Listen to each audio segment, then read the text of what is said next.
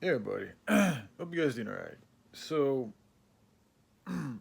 if y'all look into the Buddha, now again, everything we've been told about him and all of these characters, you gotta look at with the perspective of like, there's a real good possibility it's been fucked with. In fact, it's almost a certainty that it's better, I think it's better to look at things with the perception and with the preconceived notion that the things have been fucked with. That everything's been fucked with. Like, and use this is why I use love. Like, if things are growing in a good way with love, and the information that I'm observing is in alignment with a good growth and progress of love, then to me that's cipher. Then that piece of information, and wherever it may be, whatever part of whatever it may be, or if it's a whole thing, whatever it may be, if it's cipher and growing in love, then that portion, that piece, whatever, however large, is in good accordance with progressing in love.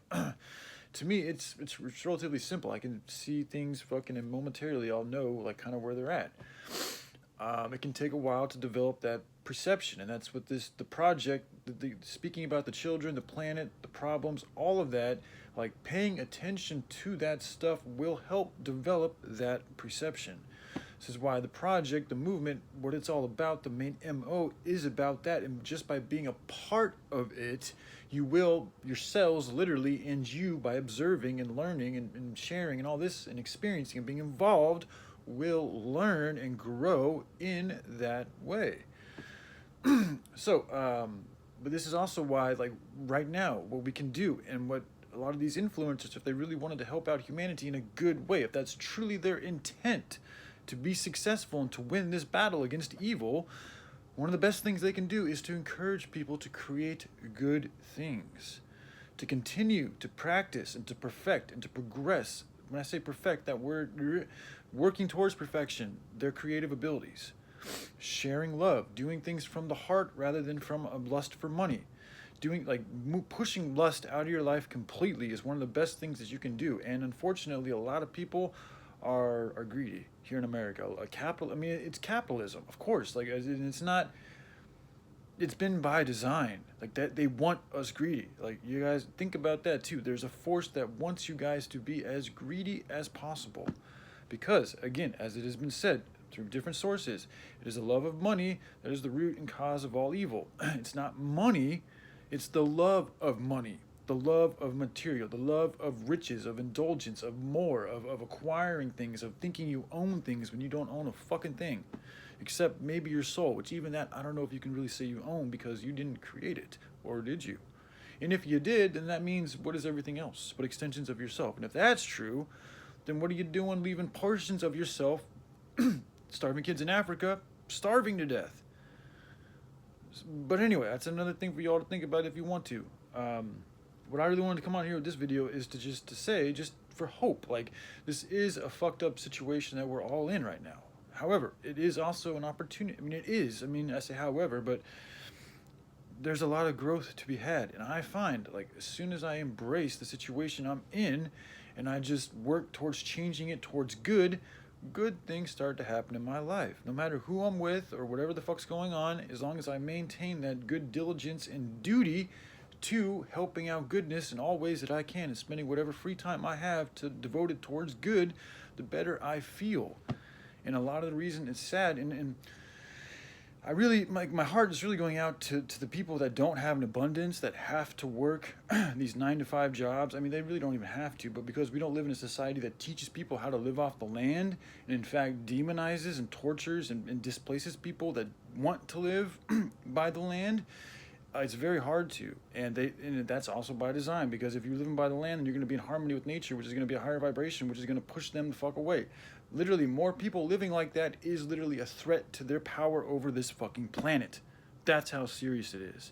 And by doing that, we would develop a sanctuary area for abused people and children and animals to come and live in a life where they can be free from evil motherfucking beings, as well as we can protect them. So that's what we can do. We can change this. Like, again, that whole escape thing. It's another reason why I don't think it's going to work with me in a particular person, is because I feel like yesterday she shared shit with me.